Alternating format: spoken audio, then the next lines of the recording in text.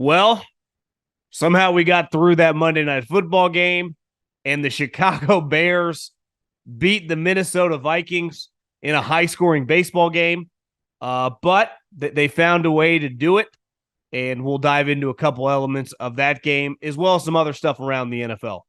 Frank Reich fired today. Carolina Panthers one and done. I saw Field Yates tweeted it out. He's the first coach to get fired in season in back-to-back years. I don't know if that's like Cal Ripken or, the Joe DiMaggio, some record that will never be touched, Jerry Rice touchdowns. Feels like it's going to be a tough one. Fired back-to-back seasons in season. That's hard to do. That's very difficult to do. So we'll dive into every element there. I had a little birdie. I know a few people in the league, and I got a text today about the Daboll Wink situation that I wanted to share with the people. A little inside information, some scuttlebutt from inside the league, and then just a couple other things that me and Colin didn't really touch on the other day, and I was thinking about today. But before we dive in, subscribe to the YouTube channel. Make sure you subscribe to the YouTube channel. Appreciate everyone that has. Keep hammering that subscribe button. Share it with your friends. Share it with your enemies. If you're watching, if you're listening to this on a podcast, 3 and Out with me, John Middlekauff, Apple, Spotify. You can find us everywhere. The merch, as you can see right now, I'm rocking a little FlexFit hat. Thevolume.com. Thevolume.com. Go get your merch. Thevolume.com. We got 3 and Out hats. And before we dive into Bears-Vikings and the rest of everything I want to talk about, I'm not going to spend too much time on this Monday Night Football barn burner. I don't know if you could quite describe it like that. It was a rough watch. There's no way around it. The NFL has been discussing flexing this game for a long period of time. It is difficult logistically. We talk a lot about the fans and travel. A lot of it is the team. To find out that you have to change your travel setup from Sunday to Monday is not easy. This is not baseball or basketball where you stay in cities consistently on the road. In football, you're there and you're back. And you set up these travel, 6 months in advance. So I know they've discussed it, and I eventually think we'll see a game or two. And this would be the type of game that they gladly would, because let's face it, no offense, Bears fans, and I know none is taken, and Vikings fans, ever since Cousins was ruled out with a torn Achilles, you're rolling out Joshua Dobbs, who a lot of respect for, and we'll dive into him in a second. This game is a morning game on Sunday morning, right? And sometimes you get these late in the season on Monday. Now, listen, I can make fun of this game all we want. I looked. There were 5 NBA games tonight, and there were 6 NHL games. So we can talk shit about this, and I would. I mean, this was a rough watch. Everyone agrees. But if you combined the viewership of all 11 outings in the other 2 professional leagues in this country, they would not equal the amount of people that just watched that game. And honestly, when the numbers come out, it might not even be that close if you combine all the viewership. So we can shit on it. We can make fun of it. We're all watching it. So I got to find ways to enjoy it, and I got to find ways to talk about it. And I think when it comes to the Bears, it's not very difficult to discuss. Because I get on X, as my mom calls it. She's like, "You got the X app?" I'm like, "Yeah, Mom. You mean Twitter?" It's a good rebrand by Elon. He's even got my mom calling it X. And everyone is just always up in arms. For some reason, I follow several Bears radio hosts, just Bears fans. And everyone's always bitching and moaning about the head coach, who is now 7-22 in his career. Troy Aikman tonight, Eberflus was a longtime Cowboy assistant, was waxing poetic about keep him around. He's a good coach. It's like, Troy, he lost 14 straight games. He might be a good defensive coach. He's not a good head coach.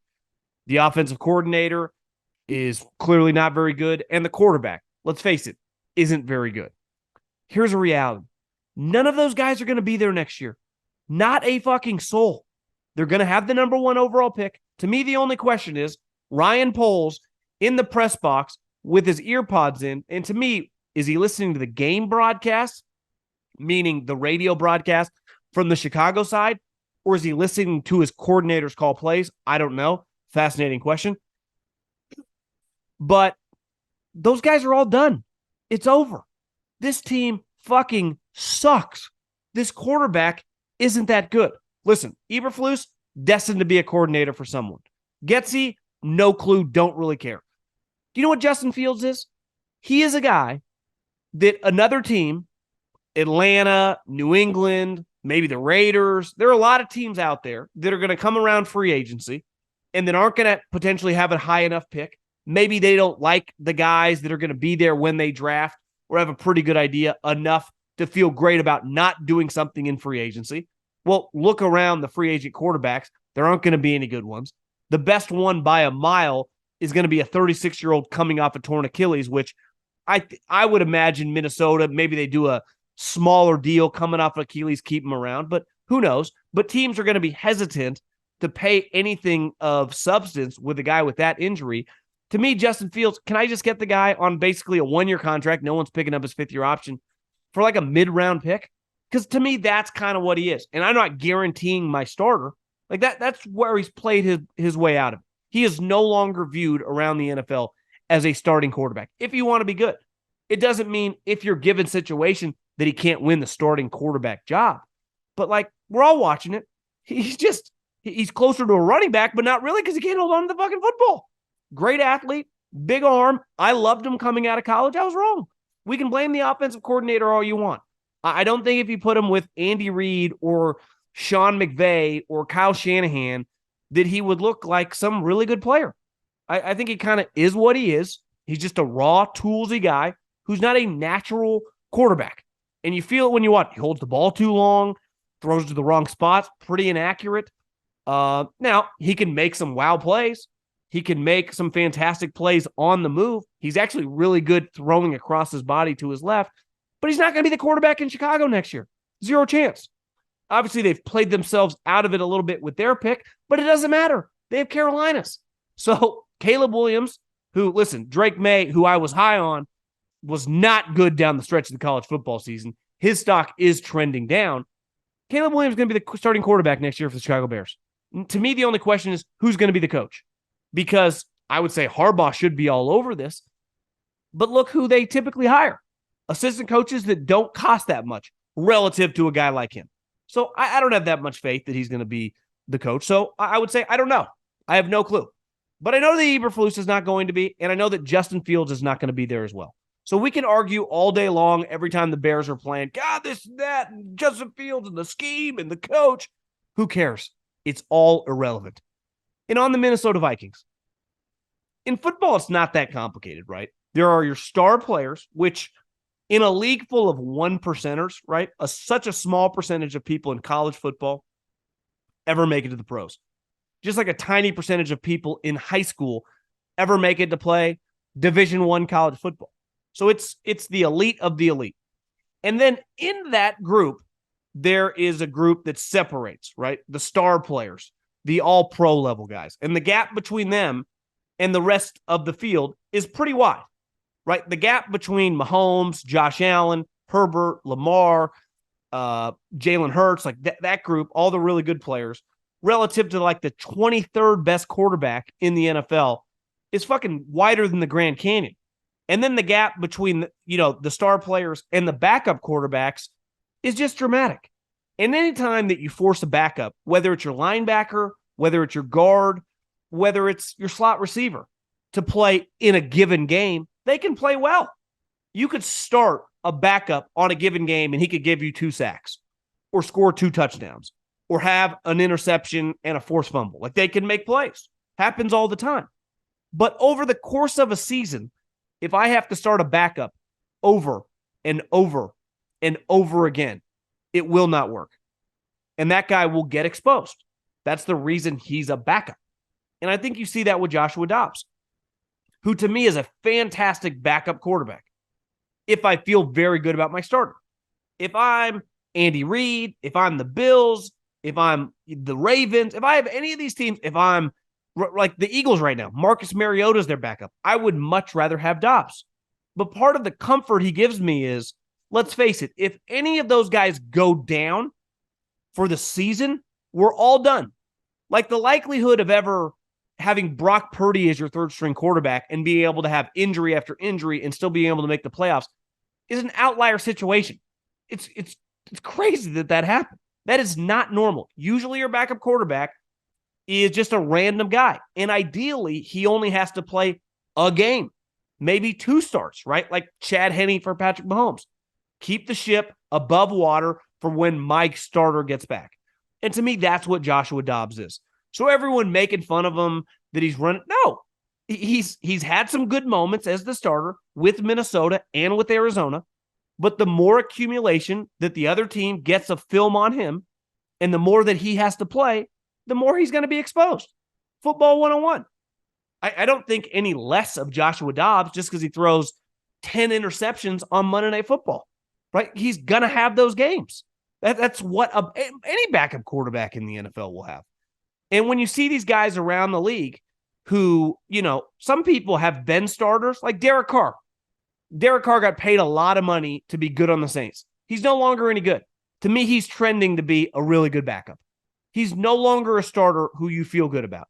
Now, he would be on the high end of backups, right? Baker Mayfield, another example. Baker Mayfield is a backup. Now, he's starting every game, but just because you start every game doesn't mean that, like, truly you would be a starting quarterback on a good team, because you would not. If you were, your team would be good. So I got a lot of respect for Joshua Dobbs, everything he's done this season, and, like, tonight doesn't make me feel any different about him. If I was a team next year and had a highly paid quarterback, I would love to try to get him for $2 or $3 million to be my backup quarterback. Because again, if that guy goes down for the season, my season is over. But if Jalen Hurts rolls an ankle, or like last year when he missed a couple games and Dobbs is my backup quarterback, I feel good about it. I feel good about him in the locker room. I feel good about him on the field. I feel good about his knowledge in the playbook. I think he's clearly one of the best backups. Can you believe we're this deep into the NFL season? We got to make every second count. With DraftKings Sportsbook, you can make the most out of every game. Bet on your favorite teams for a shot at winning big bucks. New customers can score $150 instantly in bonus bets for betting $5 on any matchup. So right now, get in on the action with DraftKings Sportsbook, an official sports betting partner of the NFL. Download the app now and use the code JOHN. New customers can score $150 instantly in bonus bets for betting just $5 on the NFL. Only on DraftKings Sportsbook with code JOHN. The crown is yours. Okay, let's start with the Panthers and everything that happened today with Frank. And it had been brewing for a couple weeks. Jay Glazer, who has been talking about it on Fox, that his seat was getting really hot. And basically that, he was in trouble. And this was a couple weeks ago. And then we learned this morning on Monday morning that he was fired. And I saw this study. At first, I got a theory. There was a study that's making the rounds on the interweb about good-looking people and how they're more likely to make more money. And you would think, like, God, good-looking women, make more money than uglier women. It was actually about men. Good-looking men make more money, which kind of makes sense, right? In any field. I'm not talking like acting. I'm talking in any field. I don't know exactly how this study was done. Maybe it was based on Jawbone, but I was like, yeah, I could see that. And I kind of was thinking, I kind of have a theory that, former players that become head coaches have this ability when they walk in the room to just have a lot of alpha, have a lot of just machismo, that even if you were a super rich guy, there's like, intimidation might even be the wrong word, but there's just like, damn, that is a dude. Like, if you've ever been in a room and Mike Vrabel or Jim Harbaugh walk in, you're like, God damn, that's a big dude right there. And you just kind of stop and look, right? And I think you've seen 2 coaches, one who was just fired today and another guy that's going to get fired, that both kind of have that as well. Like, Frank Reich is a big dude. So when he walks in the room last year with David Tepper, or I guess it was earlier this year, and David had just blown everyone out, right, and needed a head coach, even though his resume in recent years had been pretty ugly, and Frank is not like part of Harbaugh and Mike Vrabel and even Ron, there's kind of like this red-ass craziness to him. That's not Frank, known as a super nice guy. But he does have this, like, walk in the room. He looks the part. So if you're this guy worth billions of dollars, you see a guy, the guy you just fired, Matt Rule, does not look the part. You did not give the job to Steve Wilks. So you're kind of looking, you want a guy with a little NFL experience. My theory is when you're a former player, you're much more likely to get that second opportunity very fast. And we've seen it. Obviously, Vrabel is good. Harbaugh is good. Ron Rivera is not. He has 3 winning seasons in 13 years. But he got fired and then immediately got another job. Because when he walks in the room, like for an owner, it's like, yeah. And especially when you're an articulate, come from a good school. I mean, Ron's a Cal guy. I don't even know where Frank went to school, but he just kind of feels like a smart, intellectual guy. He stinks. He is a terrible, terrible coach. Whenever I hear people trying to defend him, I go, Frank would be one of the last guys I would want as my coach. Great guy. I'd want him around my quarterback, maybe as a position coach. But to be my head coach, I've never seen it. When he got hired, when Josh McDaniels tapped out, he had never, he wasn't getting head coaching interviews. Hell, John DeFilippo at the time, their quarterback coach, was the guy in the mix. So I've never quite understood it. It was baffling when they made the hire. Now, I'll give Frank this. He hired a lot of good assistants. Spent 3 years around Deuce Staley. He is easily one of the best assistant coaches I've ever seen. Honestly, might be the best position coach I've ever been around. Now, when I saw they fired him, it pissed me off. But I do, when I take a step back, take a deep breath, I get it. He fired Deuce Staley and Josh McCown. Well, who are those guys? Those guys are Frank guys, right? So part of it is like, those guys are going to be loyal to Frank. Don't blame you. That's the way, loyalty works, right? Be loyal to your family. Be loyal to your business partners. Be loyal to the people who bring you up. Like, I get it. But I think David Tepper has no freaking clue what he's doing right now. None. Great investor, historical amount of money made. He paid cash for the team. His business story is incredible. But I've seen a lot of people saying is he the modern day Dan Snyder? And I kind of laugh at that. If you Google Dan Snyder, because I was in like junior high when he bought the team, Dan Snyder made his money very, very early. Dan Snyder was loaded in his early 30s. Pretty sure he bought the Washington, they were Redskins at the time, at 35 years old. Could be a little off on my age, but he was young. So if you get rich really early and you're crazy, like Mark Cuban was crazy, got his money early. David Tepper is 66 years old. He's been rich for a while. When he took over this team, he had been around the Steelers for a long period of time. Now, part of it is maybe when he was around the Steelers, and listen, anyone who has mentored from someone who's successful, just because you look up to that guy doesn't mean you agree with everything they do. And part of it is like they hired Mike Tomlin. It worked. He hired, I can't blame him for firing Frank. I can't. Frank is awful. He's not a very good head coach. That's objectively speaking. He's won 13 games the last 3 seasons as a head coach. No one ever is going to get fired in back-to-back seasons in the middle of the season. Urban Meyer lasted more games than this guy. Now, is David Tepper the reason that they drafted Bryce Young? Because if that's the case, that's a shit show of an organization.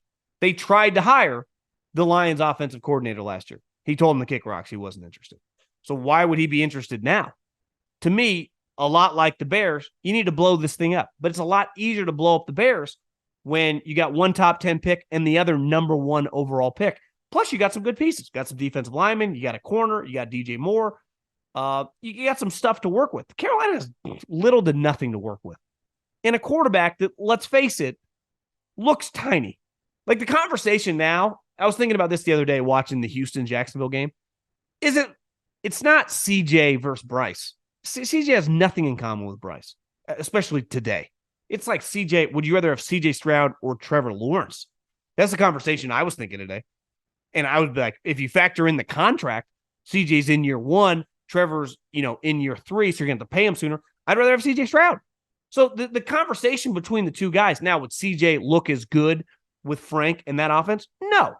But no one could dispute, if you just watch the two guys, who you'd rather take. And if it is true that coaching staff wanted CJ, remember Josh McCown looked at him at the pro day, like, we got to talk about places to live or places to eat. I forget exactly what he said, but everyone's thought they're going to draft CJ Stroud. And then the owner gets involved.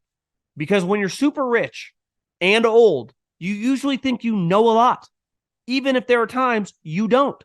We all know people, or I would imagine most people listening, that have some form of wealth, not billions of dollars, but it might just be a small business owner that's doing well, that does not need help from anybody, makes decent coin.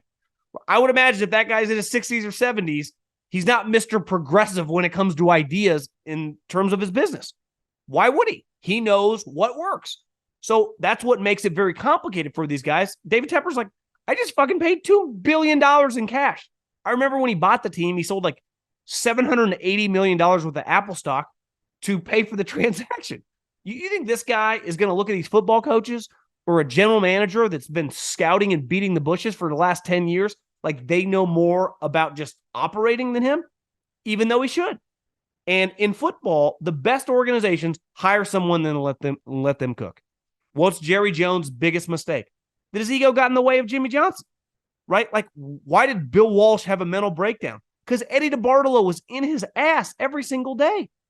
Say what you want about the Crafts and Belichick and that situation right now. It's ugly. It really is. But for 20 years, once Bill proved, like, I know what I'm doing, they were hands off. They let him do whatever he wanted. You want to trade Logan Mankins? You want to trade Richard Seymour? You want to trade? He did moves over and over that people were like, is Bill freaking insane? They'd be like, well, he's got 4 Super Bowls. Let him do Bill Belichick. And by the end, people were like, okay, let him do it. And that's why they won a lot. Now, most teams going to have that level of success? Of course not. But the only chance you have as an NFL operation is to hire the right people, which is hard. I saw an Athletic headline. This just proves that owners don't know what they're looking for with head coaches. Of course not. It's no different like general managers know what they're looking for with quarterbacks. This is a human business, right? This is, if it was up to David Tepper to acquire a company, like I saw a quote that he had like 6 months ago. He put a lot of money in Uber. You knew who copied him? Your boy right here. You knew turn, decent amount of money into about 30% more. Your boy right here. Guess what? It's still going up. Uber's been by far my best investment over the last 6 months, all because I was reading this finance article and David Tepper put an astronomical amount of money. I'm like, yeah, I'm going to follow his lead. And I did it. And it's worked out pretty well because I have a lot of stocks that are in the tank. But when it comes to the football stuff, he's fucking clueless. He is. Most people in his situation probably would be too. And I know he's getting quoted on Twitter, screaming F words. Like, I don't blame him. It sucks. Pay all this money and you're a laughingstock. It can't be easy. He's used to paying a lot of money and then getting more money back. That's not the way this works when it comes to football. Okay, the Giants. I got a text today from a buddy, and he said, have you recorded your podcast yet? I said, I've not. So I'm going to record the bulk of it after the Monday Night Football game. He's like, what's your take on Wink and Daboll? He asked me, like, are you going to talk about Wink and Daboll? I was like, yeah, I think I was going to. I'm probably going to, Wink, big ego guy, button heads. I could see it not being easy. And he's like, pump the brakes, bro. You're way off. And listen, I'm not one. This podcast, 99% of it is opinions. And a decent amount of them are based on things that I hear, and I shape my opinions off the league. This was just legit information. I don't know anyone with the Giants. Know nobody with the Giants. Don't have any inside information there normally. So when I talk about them, it's all just watching them from the outside. So when I saw the report that Wink and Brian Daboll hate each other, I just said, well, you remember Wink and Harbaugh got after it. They let him walk. He wanted a lot of money, but Wink's an older guy, very good, big ego guy. Maybe there's button heads. And he said, let me tell you this. That coaching staff can't stand Brian Daboll. The defensive coaching staff despises Brian Daboll. They think he's a clown. And yesterday, he's like, look at that video that went out when Daboll, who's, this is what I'm being told, which I say is very credible. That Brian Daboll, pretty into Brian Daboll, and, might be one of the first guys out the door, take some cigar breaks during the work days.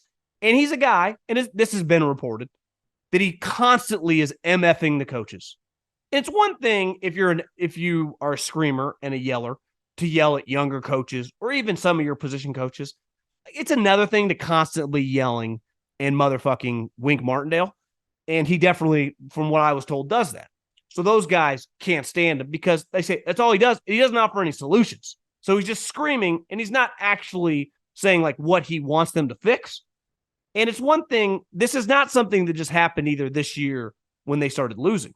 I was told it was awful last year. Like that building can't stand him. I'm telling you. And I was like, God, I didn't know that. Brian Daboll from the outside, bald guy, I was kind of rooting for him. Find out this is his style. But then to the players, he kisses nice because he doesn't want to revolt. So the players have no issue with him, but the coaches, not good. And when you watch that video, what did he do? Throws the ball to him, knowing the camera's on. There was no bro hug. There was no embrace. Like when you really watch it, you go, is this kind of contrived? If anything, I bet Wink is even more pissed that he did that to him. So this situation, and this goes on all around the league. A lot of assistant coaches don't like their head coach. But when you're a head coach, and listen, football is an aggressive sport, whether it's players, coaches, it's uncomfortable constantly. That's not abnormal. Belichick, Nick Saban, keep people on their toes. But they know everything they're talking about. So when you start screaming at people, which is, some coach's style, you better not just scream to scream. Like, well, what do you fucking think we should do? You're the boss. Tell us, right? And then when they don't think they start thinking you're a fraud. And I'm just telling you, this thing in New York is a little weirder than you think. And I didn't know much about it. I hadn't even thought about it. Honestly, didn't care just because they'd been so terrible. But when I hear this, like, it's going to be awfully interesting how this thing ends. Because if that's your reputation, right? Listen, Belichick had a reputation for being a disaster, right? But players wanted it. When I say a disaster, meaning like, this is going to suck. This is really, but you know what you were guaranteed for 20 years? To fucking win and change the course of your career as an assistant coach, as a player, anyone associated with that organization. When I don't think you're any good and then we're losing, absolute train wreck.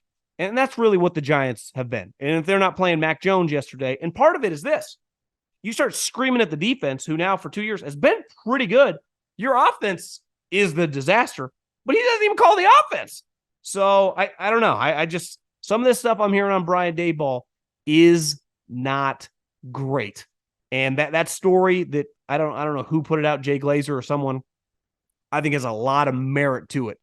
Animosity, from what I've heard, is not even close to strong enough of a way to describe the situation.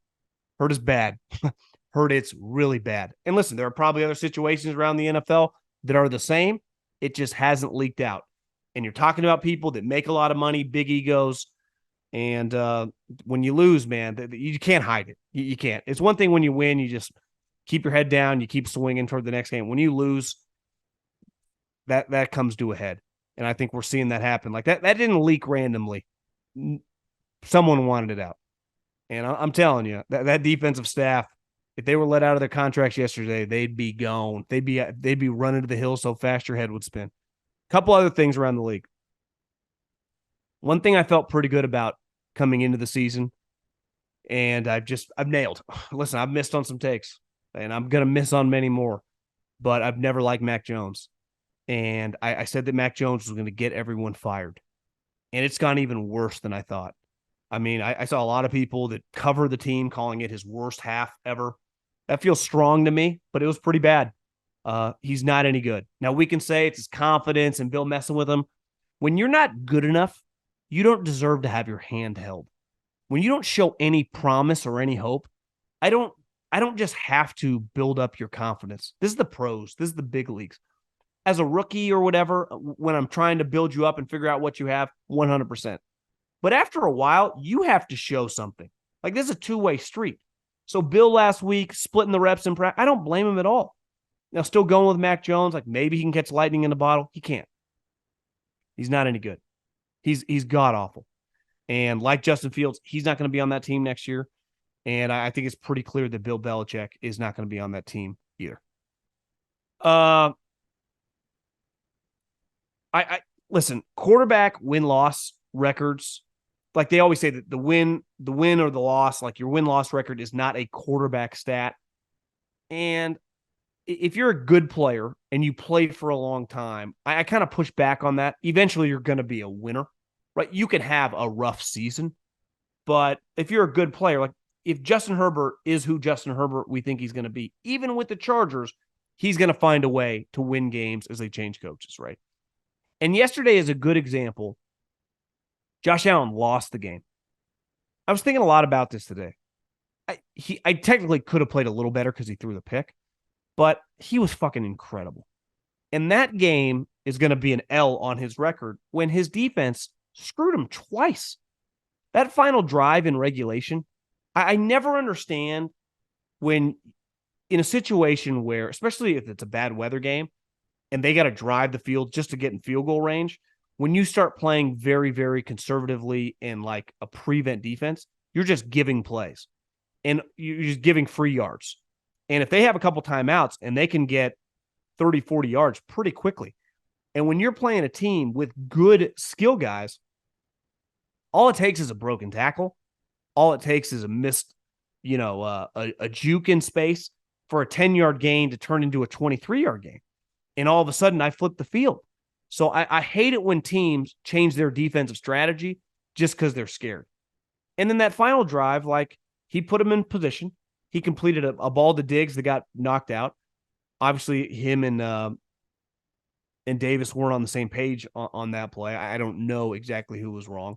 But either way, you can't watch that game and go, that guy's not a superstar. Because he is. And part of football is like you need a good defense. If your defense sucks and you're lighting up the other team, like one thing Jalen has is his defense just periodically makes some plays. And obviously he's a stud, right? Just like a lot like Josh Allen, he is just a superstar. And you just have faith in him that he'll figure it out. In every single game, he's honestly, the more and more I've thought about it, I think he's my favorite player in the league. Just in terms of, I love everything he stands for, the way he conducts himself. There was that video of when Elliott hit the field goal. He didn't even budge. He feels like he never celebrates. Even the game winner, he just kind of looked at the crowd. I love that. Maybe it's like a homage to the way my dad raised me to be. I have a lot of respect for the way he operates mentally and physically. I mean, when it's just not going well and he's kind of limping around, he just fucking finds a way. Jalen Hurts is a certified badass. And that game, same with Josh Allen. That game, those two quarterbacks were basically the complete opposite of what we watched tonight. And then last but not least, if you're a Bills fan, if you're a Cowboy fan, if you're an Eagles fan, if you're a Niner fan, if you're, a Patriot fan that remembers the good old days, or a Bronco fan when Peyton Manning was, the quarterback, can you imagine celebrating a game where it's like, listen, I know we scored 16 points, but we had 400 plus yards of offense. I was thinking about it when, let's use the Niners, for example, because I watched them so closely.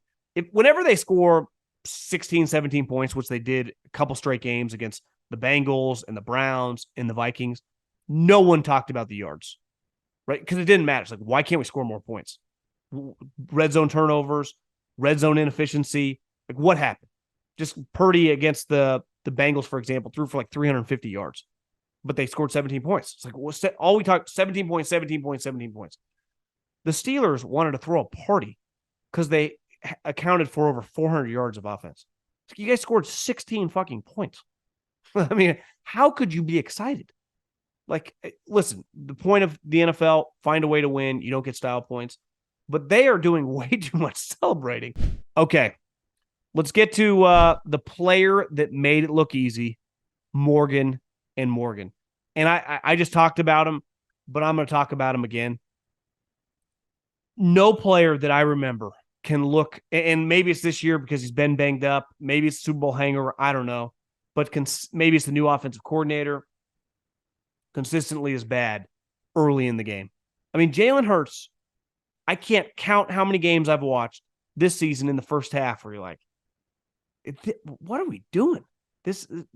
Where is the Jalen Hurts that we saw last year? What is going on? You're like, God, does did they screw up? Did they pay him too much money?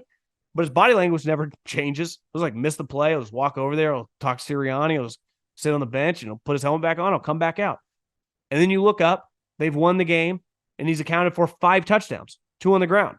Walk in the game winner. Like, how the hell did this guy do that? There is something to be said.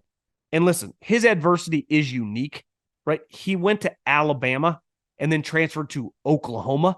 So his football world, right, is it's not like he had to walk on at Oregon State and then he transferred to Texas Tech or something. I mean, this guy wasn't football royalty when it comes to college, but he was benched for Tua Tagovailoa. He did have to transfer to Oklahoma. So he had adversity in his life. That is not disputable. First-class football adversity, but it was legit. And then he was drafted in the 2nd round and was not named the starter by any means when he got to the NFL. And where he started at and where he is now is one of the most incredible things I've ever seen. It truly is. Because let's use Josh Allen, who we were just talking about him with because they just played. You're like, well, Josh Allen improved a lot from college. He was taken 7th overall. You take a guy 7th overall, you think the guy could be a star, which he has become, but they believed in it. Not a soul thought that about Jalen Hurts. There wasn't one NFL draft board, not one, including the Eagles, that had a guy as a first-round grade. The guy wasn't even viewed as a first-round player. So to become, and most people, like, let's face it, I was not alone thinking the guy, he's really more of a running back. I mean, his early on in his career, that's what he looked like. And he's become such a potent deep ball thrower. He's just so consistent as a player in terms of just every game, you know what you're going to get. It might take a minute for it to get there, but you know it's going to come. He's just a badass. I mean, he truly is. If you like the NFL, even if you're a Cowboy fan, a Giants fan, a Niner fan, whatever, and you want to hate the Eagles, you got to respect this guy. I can't have any more. Honestly, he earned even more my respect in that game on Sunday. In the rainstorm, after they had just won a big Chiefs game, they got the Niner game coming up. Even if they blew the Bills game, it's not the end of the world. He just refused to let them loose. And when you watch the Eagles now, he refuses to let them loose. So my Morgan player of the week, Jalen Hurts. So if you're ever injured, you can check out Morgan & Morgan. Their fee is free unless they win. For more information, go to forthepeople.com/John or dial pound 529 from your cell. That's FOR thepeople.com/John or pound 529.